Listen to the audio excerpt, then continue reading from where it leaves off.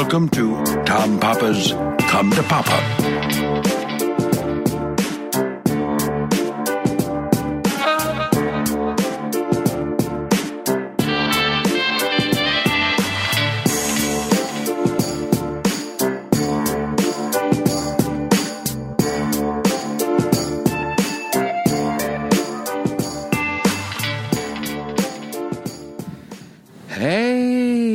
Everybody, welcome to another edition of Come to Papa, your favorite podcast among all the other podcasts.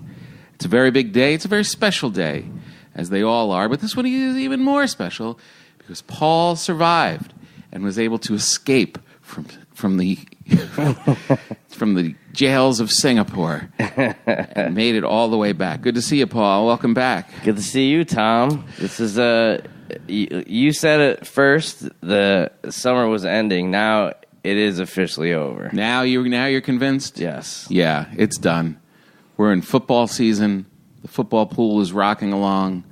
It's what's signifying it for you? What was the big realization? I saw Halloween stuff in the store. Yeah. Well, you haven't been in a store in a while. But then I saw your spider on your landing outside, so I thought that maybe you were trying to jump the gun. We had these porcelain rabbits out there since Easter, and they were more decorative than an Easter decoration, so they just stuck around, as rabbits want to do. And they just got swapped out for what looks like a spider, but if you get close to it, it's really a fly. It's a fly? Yeah, it's like a horsefly. Oh. You can't tell unless you're really right on top. It's a big metal sculpture thing. Yeah. It is a spider. For everyone walking down the street, that's a Halloween spider. Yeah. And I was actually thinking about breaking out some other Halloween things shortly. I mean, it's middle of September. Yeah, exactly. So I figure like drips and drabs is kind of fun. It's fun to walk into the kitchen and just see a candy corn appear. Yeah, I literally think that we just picked what our costumes were last year. That's why it was so weird. I feel like Halloween just happened. You know what happens with me with that is I look at it the same way I do the Super Bowl. Huge event, big event. You went to a party. You were there. And then I can't remember who won last year. Yeah, that's true. Right? That happens a lot. Yeah. And it's the same with Halloween. I'm like, oh, what was I last year? That's all L.A., though. That's just you not even knowing what season it is. It's exactly right. Because you really do mark the season by the weather. So it's like, I remember the first time it started snowing, it's like every day is the same here. So. I know. It's like even when you say like summer's officially over, I have to take everything in account except for really the weather. We have a slight change in the evening. You can kind of tell it's starting to cool off in a different way. But really, I mean, right now, I just got back from a run because I'm an athlete, and it's like 80 degrees and sunny. Yeah. So we can't really say that we're hanging out on hay rides and putting on our flannel shirts here. Right. It's more different indicators. Until you get your AC turned off. Yeah, right, I know, exactly. The air is on right now. Well, welcome back. It's nice to have you back. We have... Baked is entering its third week. The Food Network show is very exciting. It's doing very well. People are loving the show. Everyone that sees it loves it. It's been on at 10 o'clock on the Food Network each week. This week we go back down to one episode and we do Philadelphia, which is one of my favorites, I have to admit. I think it was the first one we shot, third one to appear, or actually fifth one. And... it's so good. It's so amazing. The people are great. The food is amazing. I just have a real love affair with this one. So tell your friends, spread the word. Baked will be on Monday at 10. Nice. And I will say one of the first things I did when I got back, because Baked is not available in Asia, Tom. Son of a... And there wasn't a whole lot. There was actually a ton of time, about 18 hours, that I could have watched something on the plane. But I did watch the first episode, and it was awesome. It was really cool. I loved everything. That's the thing. It must be tough with it. There's like no fat on that show at all. Like you can make a couple jokes, but like all the stuff is so interesting, and then on to like the next thing. Like you did a thing about Cantor's, right? Which everyone's been to Cantor's, and then there was like 5 new things that you'd never seen there. Yeah, it's for me. I always dig the shows that they're fun, they're like funny, and then you learn a little something as you go along. Yeah, and this is definitely one of those. That's why you gotta take this to. I mean, I'm sure you'll have enough American cities to last you a bunch of seasons. Yeah. But like, if you went to Thailand, I mean, that was one of the things when you talked about just about like how food is more important in other cultures and. Mm-hmm. You know, I never really thought about like of the fast food thing ruining America. Yeah. Like you never like I was like, okay, it's quick and it's fast and you go. But then when you're in one of these towns and the entire street is just all these carts of people selling, well, what is this guy selling? This is coconut ice cream inside a coconut. This lady's making pad thai. Like everything looks cleaner than any kitchen that you would see with all these pans and all the ingredients. And it's just like, wow, this is what this culture is, you know, all this food. Well, you're tied to it. You're really, you feel like there's not so much of a separation from how it's made, where the food comes from, and you're eating it. Yeah. And that's what I think you lose when you have like our strip mall mentality of fast food. Like it's also the grocery store too. Like, like if you know, that's one of the great things about New York is that you're doing everything on the go, right? So you don't go to the grocery store once a week like you do in the suburbs. You know, even if you had a mom that cooked, like New York is all about like, well, what's this guy selling or what's this guy selling? Right. I had something funny actually on Twitter. Somebody said, I was on Facebook Live talking about the show. And I said that I just got back from food shopping, and someone laughed and said, I loved hearing you say food shopping. It's such a New Jersey, Long Island thing. Right. And I was like, that is kind of rude and crude. I'm going to get the food.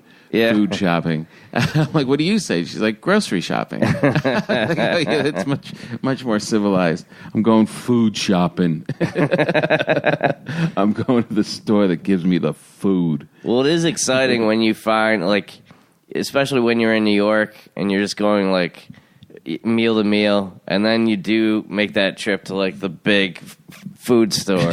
Yeah. And you just, like, pile up whatever I can carry. There is something exciting about it. But there is definitely something, you know, like when I learn about baking or making or cooking something and they say, you know, go to the market and see what's fresh. That is such a hard thing to do in our supermarket because everything looks glossy, shiny, wet, and fresh. Right. You can't, you know, unless you really know what you're looking for certain things, everything looks like it's fresh year-round. And it's not the case. They're modified and brought in and changed and, you know. Like, why are there additives. Strawberries in December? Yeah, there's very few things that you're beholden to. But if you go to a farmer's market, you don't find the strawberries because they are going from what they can get, you know, off of the farm. Yeah. It is really interesting. I wonder if people are going to be able to hear this very loud. You hear that constant... I hear you can. These mics are pretty good, though. Yeah, I was thinking, how about this as an idea? And I was thinking when I was sitting out back waiting for you to come, wouldn't it be fun to do it outdoors?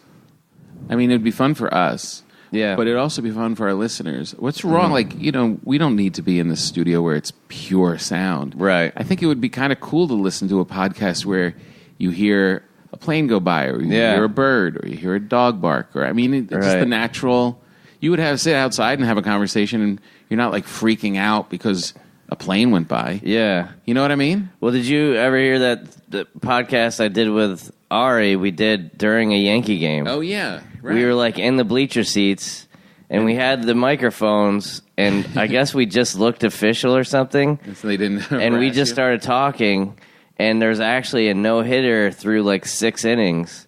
And And I'm like, so am I not supposed to say there's a no-hitter? And then Ari's like, what? What are you doing? And then the next batter. But you could hear, like, the crack of the bat and the crowd just like it was like a fake sound effect. So great. Yeah, I mean, that's how they broadcast the game, right? Mm-hmm. You hear the crowd and you hear the announcers and everything. Yeah. I'm thinking we might do it. Yeah, we should do something. Yeah, new thing, outdoors. I mean, we're in L.A. It's very rare that you can't be outdoors. We might as well embrace it. Yeah, because I think Kevin Nealon was doing, like, hiking with Kevin or something. Did you see that? Like, he's got, like, a selfie stick. Oh, no. Oh, yeah. I bet he'd ask you to do it. It's funny. I think the first one he did with Conan, maybe, and it was basically he thought it'd be funny to do a talk show while everyone's out of breath. So it's like you're hiking, and then... That's a great idea. I think he does, but he has, like, the selfie stick, and he shoots it himself, like, with his phone. That's funny. And I guess he's got mics and stuff, but yeah, he does, like, I don't know how long it takes to, I think it's Runyon Canyon or whatever, that one canyon that everybody hikes. Oh, that's hilarious. What a great idea. Yeah, 17 minutes.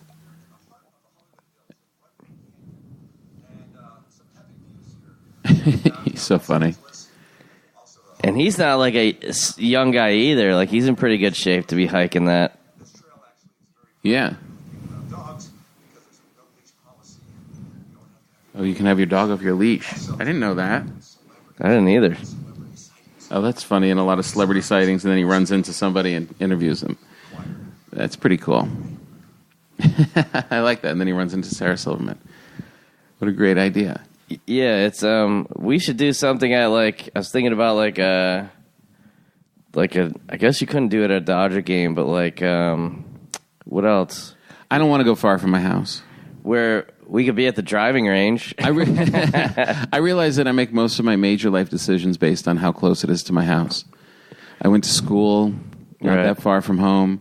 I pick my all of my dry cleaners and places like that, comedy clubs, whatever's closest to my house. Everything is really based on my whole life is things for my kids, like what sports they're going to be in, or what shows they're going to do, or it's really just how far from my house. Right. That's really my whole life is trying to stay close to the home. That's what there was one like TV, one of the big like TV writers, and he said he lived like in the hills, you know? Yeah. And like he would only take TV shows if they were at CBS Radford, like on this side of the hill. Oh my God. I got a job one time down near the airport from where I live. I was like, forget it. And my life was hell for a year. I really think probably that was the reason the show didn't get picked up. Mentally, I just didn't want to do it. Well, if you'll indulge me, Tom, for the fans. So I watched the first episode. So of Baked? You did the L.A. pizza thing. Which everyone said there's no good pizza in L.A. Such a lie. And so you found this guy, Vito. He's too far to deliver to my house. Again, another problem. Oh, really? Yes. That's what I was wondering, because it just said West Hollywood, but then you never know if it's like really in West Hollywood. Kind of by Largo in the Comedy Store. Oh, okay. On La Cienega, in a strip mall there. Right when you cross Santa Monica. Okay. He's right in there, and he's amazing. The place is great. He's great. The food is just kick-ass. I mean, it's so good. It's nothing to do with the water. It's nothing to do with any of these things that people always complain why they can't make good pizza. Well, he does walk his yeast outside. Well, that's important. It's about the guy and knowing how to do it and using the right ingredients, and this guy just knows what he's doing. And I want it every day, but it's like to get it for my kids, like we'd have to drive over and eat it there. Yeah. I don't think I could get it over to this side of the hill. You can't get like... I could try. There is like Uber Eats or something. Yeah, there's like Seamless or one of those that has it listed on there. So maybe they can put it in a heat box and get it over here, but it's not going to be the same. Yeah. It's so good, though. God, is it good. Vito's Pizza. So that's the L.A. guy, because he was saying that starter yeast that he makes his dough with is like 400 or 500 years old, he thinks. Yeah, it comes from his family back in Italy. That's nuts. And he keeps feeding it and walking it around so the natural yeast gets in it, and he's legit. And he told you could contact his aunt about the recipe. I think you should do it. I should do it when I go to Jersey. He was trying to call your bluff. Yeah. And when you asked him what's in it, because he wouldn't give you the recipe. Exactly. And he's like, if you're my Aunt Jenny or whoever it was, You call her up and she gives it to you. And Yeah, when you're in Jersey, if she gives it to you, just say, I put your nephew on TV. Yeah, come on now. And this week, Philly is so good. We do Termini Brothers, which is the best cannolis I've ever eaten. Really? Oh, my God. It's insane. This is one of those places that at Christmas, there's a line. People line up Christmas Eve before it opens. At like 5 in the morning, they start lining up to get their cannolis for Christmas. And it's just around the block. They have to go out and feed them cannoli pieces just to satisfy them online and keep their strength up. And the place just rocks through Christmas, knocking out these cannolis. It's insane. Yeah, and they took me in the back and we made them. I mean, it was just heaven. That's one that I've never, I think most of the time I always got like store-bought ones. I don't think I've ever had like a good cannoli. Once you have the real thing, that's an LA thing that I've had a real problem with, is finding a good cannoli out here. Very tough. Yeah, it's not like a sought-after thing even. I know. For me, because it's like there's so many other like sweet things, but like it was like when we went to Tartine in San Francisco and we finally had like, you eat a croissant, but then you have like a real croissant. Yeah, exactly. And like, wow. You're like, holy cow, I can't go back. I know, that place. And then we do Sarcone's Bakery, which is this amazing bakery. They make tomato pie, and then they send their bread. We followed their bread to this place called Denick's. Sticky buns, donuts, Federal Donuts with donuts and fried chicken. Oh, my God. So good. So as friends of the show, if you can go on Food Network's Facebook page and tweet about it, whatever you want to do, these next several episodes will be important because they'll get to see how much people are sticking with the show and love the show. And if it continues to grow, we'll get to make more. So whatever you can do to support it is greatly appreciated. So, how were your Singapore? What was it like? What was the scariest moment when you were over there, held captive? Well, I'm trying to think. Well, the weirdest one is, so they have a big thing with cab drivers now. Well, Singapore is actually like super rich, right? Like Singapore is like cars cost twice as much. They have all these extra taxes and. Like, everything is really expensive, and they have these government projects that bring people from other countries over, and they're, like, engineers and stuff like that. So everything is, like, crazy expensive. Like Dubai used to be? Yeah, it's really high. Everything's super clean. Like, that's all those laws, they have, there's no gum, there's no, right. No littering. Like that's, you can get caned and all that kind of stuff. That sounds like a dream. Oh, to live in a place that regards cleanliness like that just makes me so happy. But it's such a mix of people. Like, there's tons of, like, every country in Asia, people go there because you can actually make money. Right. And then English is the first language for most of these people. So it's like, for comedy, it's like a real place that you can like get fans and people. And so they just have their first comedy club like this year. So people are living there year round, you mean? So it's not like so much expats come in. Yeah, like a little bit it's split. all. They're starting to stay. Yeah, it's hilarious because all the best comics in Singapore are all from somewhere else. So so the kid who won the contest, I had him open for me. He was a Russian guy. And it's funny because it's definitely not mimicking, but his act is very Yakov Smirnoff because the Russians are like kind of the hated enemy again. And so his whole thing was, it's very like, he chose his words carefully. It's very like a low-key act, but killed with everybody because, he would just be like, Putin, doesn't do elections anymore. That's why we hold our elections in America. Just like really short, like funny stuff. And that's good. Yeah, he killed. And, the other two guys were like, there's one guy from Britain, there's another guy from Kenya. And those comedians just live there? And they're all. they're not doing it full time. They all move there for like real jobs. Oh, they're not. It's not like No, It's not like a comic just says, hey, I'm going to live here because the scene is so good. No. These are all like kids like late 20s, 30s that started doing stand-up, love doing it. It's still like not really a thing, and they're still not making much money. Right. And they have their day job and that kind of stuff. Gotcha. So, but that's cool though. It's, did you have any jokes that after your first night realized, oh, that one's not? They're just not going to get it here. Well, yeah. Here's the thing: is so they have these very distinct communities too. So, like we did.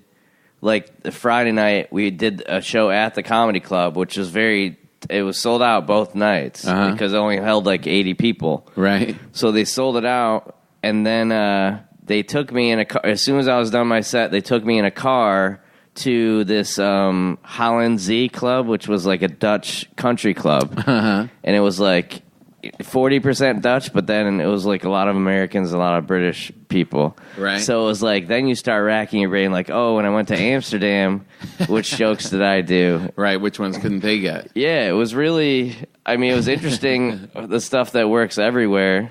But then it was also cool to find out, like, obviously you're inspired because you're in this new place. So you're trying to come up with stuff, but you're hoping it's not what everyone says. Right, everyone has the same thing. So. Well, it's really crazy how you get on the subway. There's like in Denver where you get on the little tram from the, right? There's like that little tram that at the airport that takes you from the terminal out to the baggage claim, and it has this banjo music, and every comedian that comes in makes a joke about it. Right. You don't want to do that. Whatever is obvious, you want to kind of steer away from. Yeah. Did you make out with girls? Did you kiss any girls on the lips on this trip? I would have liked to have done that, Tom, but it was primarily a business trip. I was. Did you have a briefcase? We ate a lot of food. Yeah, that's good. That's the whole thing. It was like. That's why it's funny with your, like, I felt like I could have done, like, an episode of one of those shows, how they, like, you always see Bourdain traveling through. That's all it was, is, like, every time you walk somewhere, it's, like, a chicken hanging upside down and somebody making some kind of berry juice. Yeah. And, like, every 2 steps was, like, something amazing. What was the weirdest thing you ate? Well, I put up the one video. I was on my way to the show, and a lady has, like, just a tray, and she's walking up to people, and then you realize she's selling grilled scorpions, like on a stick. Did you eat one? No, it scared the hell out of me. Come on. It's just like, imagine someone just walks up to you and then puts a scorpion in your face. Like the makeup girl in the mall? Yeah. And the funniest thing was, I was kind of joking, because there's a bunch of other comics with me. I was like, no, I just ate. And then she reaches down and she pulls up the smaller one. like it was dessert. What is the weirdest thing you actually ate, though? I'm trying to think. I had... Well, they have this thing there called durian, like Durian.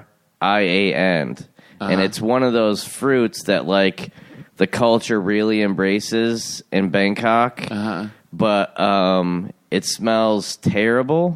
Like you're not even allowed to have it on public transit. Like you can't bring it through the airport because it smells so bad. Yeah, it's God. But they make everything out of it, and they make durian ice cream. They have they grill it. They do all kinds of stuff with it. So I had the ice cream, but I didn't try the actual thing because I wanted to get that for like video because I had a feeling that was going to be like a real natural, like horrible reaction. Even smelling it apparently is like it's funny. Is bad. I bet there's reactions on YouTube about it. Yeah, it's and I'm trying to think. There was a bunch of cool stuff that I saw though. I mean, it was like it was so funny. There's like 1 million 7-Elevens over there, right? So, like, that's where you would go, like, just buy stuff. But then in front of the 7-Eleven, there would be, like, this lady making pad thai or, like, some kind of, like, chicken thing. Right. It was, like, amazing. It was so cool. That's so great. And all the desserts, why you didn't try and kiss the scorpion lady on the lips. I'll show you her picture. Well, that's the weird thing is, so you have, it's this, I mean, there's guys actually in Thailand, it's a lot of people that they moved there to teach English, at the international schools. And those guys are like, there's a guy from California that he was, I think, second place in the contest, and he was really funny, and he runs like a couple nights at this comedy house. Right. And so you have to like, they're trying to bark people in. Wow. And then, but there's this, they're selling food, they're selling ice cream. There's massage places are like every 10 feet. It's like the Thai massage thing is like a real. I mean, there's definitely like the super shady ones, but then there's like you can just get a massage for like $5, like on the street. They'll just massage your feet. Did you do that? Yeah, they're good, and but that's the thing. It's like literally like. A massage is $5, or you can see comedians, or you can eat everything on the street for $10. Sounds like madness. Yeah, it's pretty insane, and that's the place where everyone's got mopeds, everyone's flying by. Yeah. There's red and then there's green. There's no yellow. So like it's either when you come back and drive here, do you feel like it's so easy? Oh yeah, and I feel like we must be really bad drivers. Yeah, either that or we just expect everything to be perfect all the time. We know how in New York, like, you have a certain, like, okay, there's always going to be traffic, but you kind of have this, like, almost water-like flow. Like, you're pretty close to this guy, but you're not going to hit him. Yeah. Even if he stops, you just kind of move to the side, and there's, this very, like, even flow to it. And that's what they have, and they're, like, within inches of each other. Yeah, every other country is just, people with mopeds with babies on the back, flying around, and I always remark at that, like, these are good, like, they're chaotic, but they're good, like they're not crashing into each other. They've just got. I didn't see one accident, not one, right?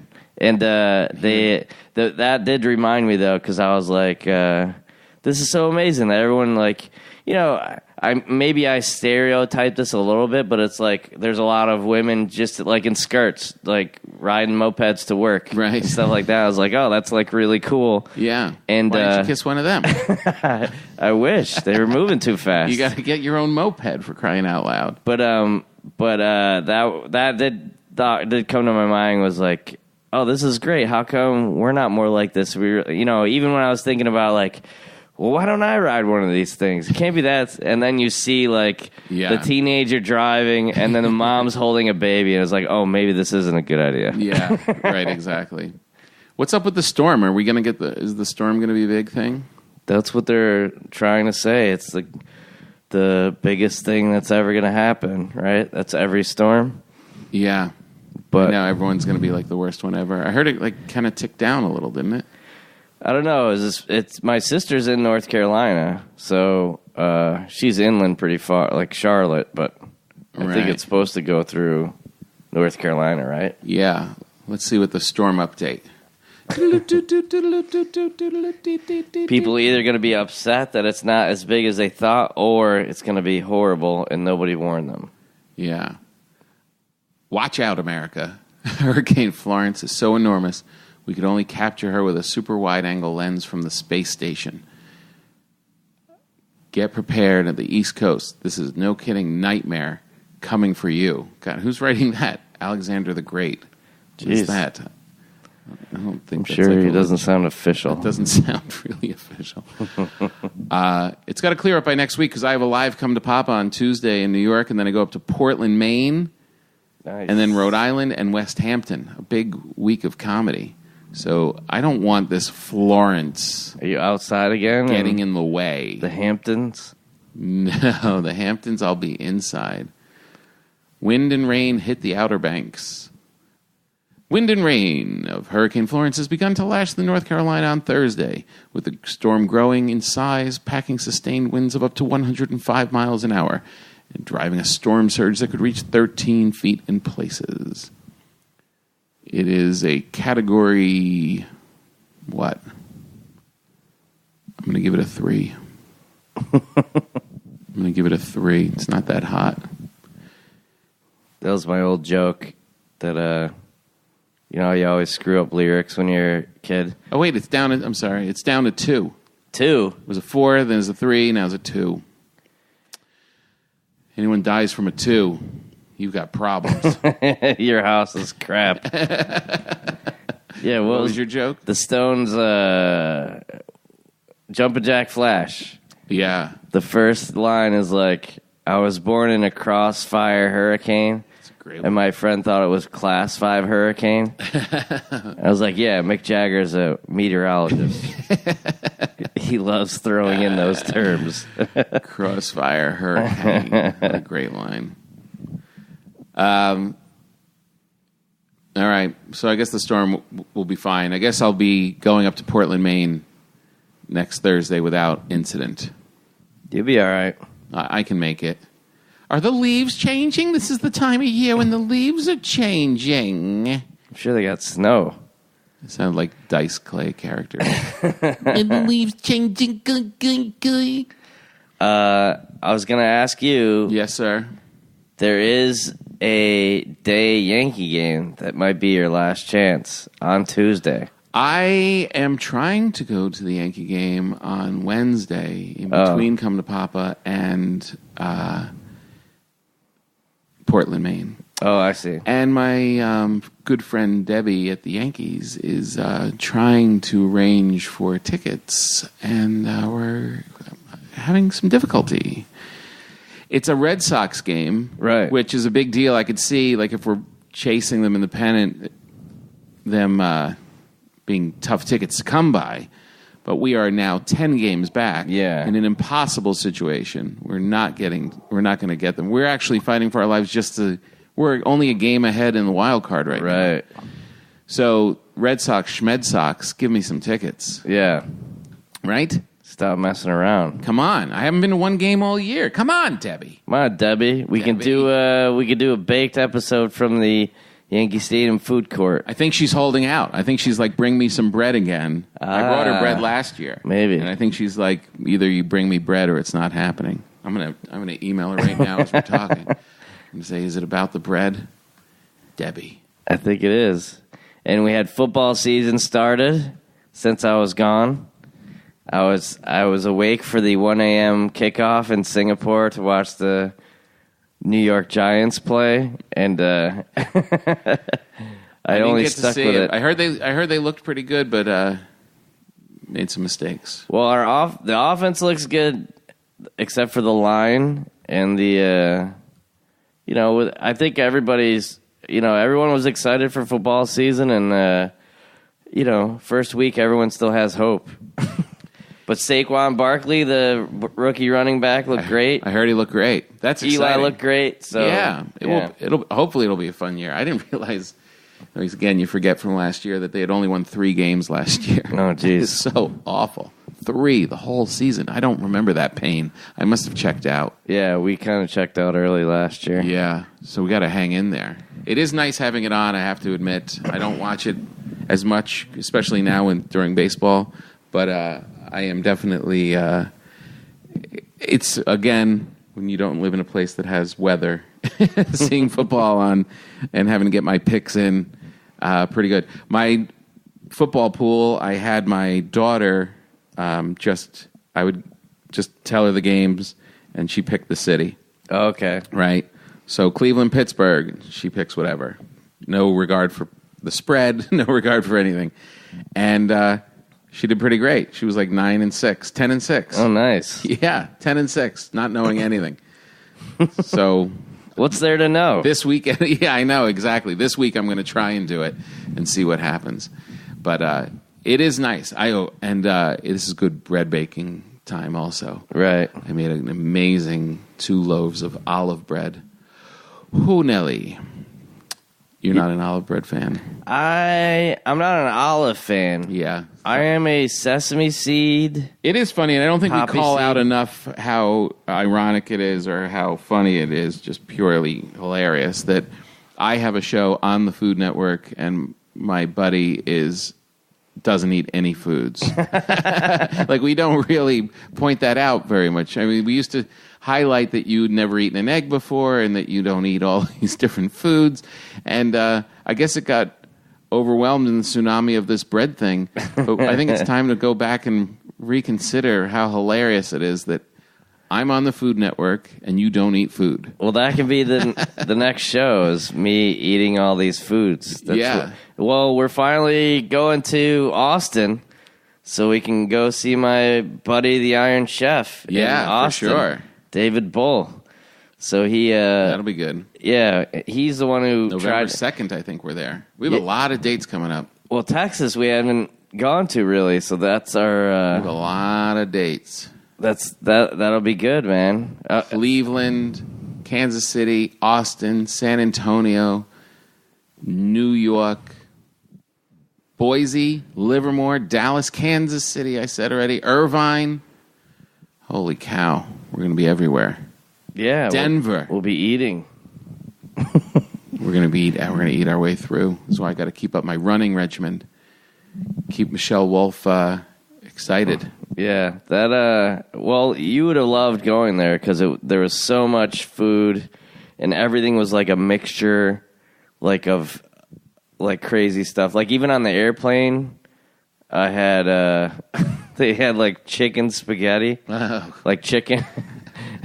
It's just very odd, combinations of stuff that you're never. Yeah, you're like, welcome to this culture, pal. Well, that was what was cool about the Filipina lady that makes the caramel stuff. Mm-hmm. Like, I'd never heard of that before. Yeah, creme caramel. How was it? It was good. It wasn't my favorite. Like, it's not like too sweet for you, I bet. Well, it's not. Yeah, that texture, that pudding kind of texture, was never my thing. Mm-hmm. But that ube that she put in it, and it was really good. And it's right around here. We can just go to it. Yeah, I have to check it out because they had a thing like in there's a place called Jollibee, which is like the Philippine version of like I think like Anthony Bourdain went there when he was in LA. It's like their fast food kind of, but it's good. Uh-huh. And they have a dessert called Halo Halo, which is like that purple. I thought it was taro is what that stuff was. Yeah, that's what I thought too. But it's some kind of. It's like a yam, like a purple yam. It looked pretty cool. Like it was very cool color, and it did taste great. I don't mean to. It's just like it's not my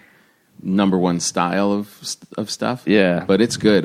My kids were really into it, and I had unicorn poop, which was right. Really right. I saw that, which was delicious. Yeah, that looks pretty cool when you can like develop something. Because like you were saying, it is like very delicate. Like everything they made, there's like a thin layer of this and another layer of that. And yeah, that kind of baking is like, I look at that and it's like, all right, I'm not making that at home. Sticky buns, just rolling out some dough and throwing some cinnamon and butter on it. I can do that. Right. Making those delicate pastry kind of items. Glee. So before we go, we haven't done jokes in a while. And, I don't feel like doing it right now. Are you getting have you had any feedback about it? No. Are you sure? Yes. I'm not. All right, fine, I'll do one.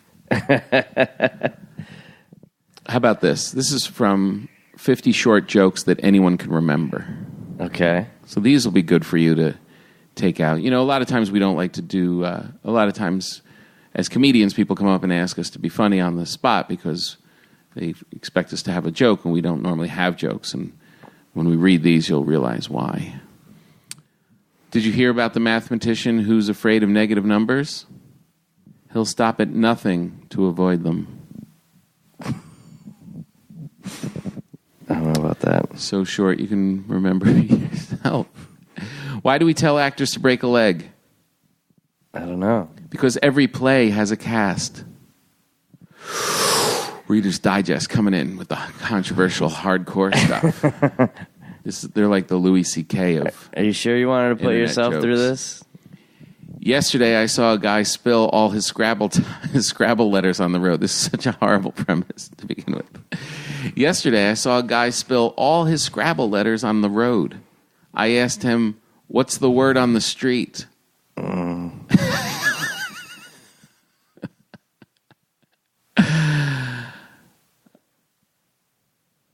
Knock, knock.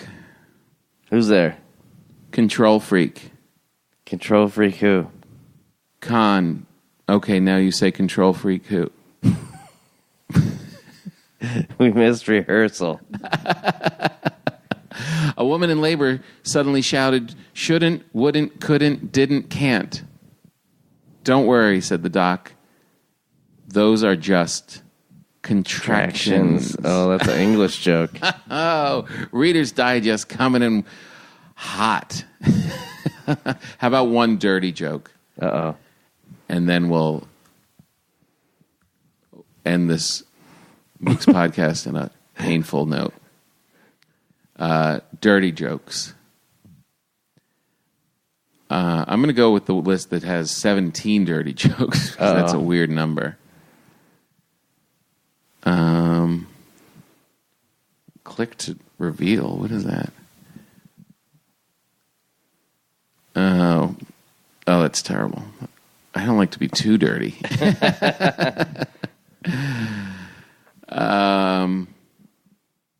This is a classic.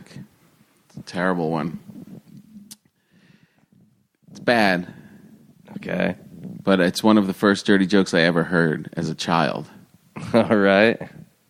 I'm not kidding, and it happens to be in this list. I'm not going to apologize. I'm just going to go for it. Okay. It's not terrible. It's innocent. What's green and smells like Miss Piggy? Kermit's finger. That was the first dirty joke I ever heard. God. It's a classic. It's like, take my wife, please. Oh, that's painful. All right. Well, that's it for today. Good to have you back. Glad you're finally in fall mode. Yes. Get some cinnamon sticks, put them in a pot of water, get them on your stovetop, and fill your apartment with the smells of a changing season. Summer's over. Summer's over, man. Put away all your flashy summer sneakers. Bring out the boots. Find a hayride. The biggest trouble with finding a pumpkin picking spot out here in California is finding one where the pumpkins haven't rotted from the 100-degree. Right. It's not exactly fall here, but we can go into the mountains. That's fun. Boney Island. Boney Island. Oh, man. Yeah, that's going to be exciting. Go to tompapa.com and all that good stuff. Paul has a website.com. Make sure you go on Food Network's Facebook page. Spread the word. Baked. Big one on Monday. Baked. We're looking for good ratings. We're going to kill it on Monday with Philadelphia. Spread the word. Tell your friends. And enjoy the show. And as always, enjoy your life.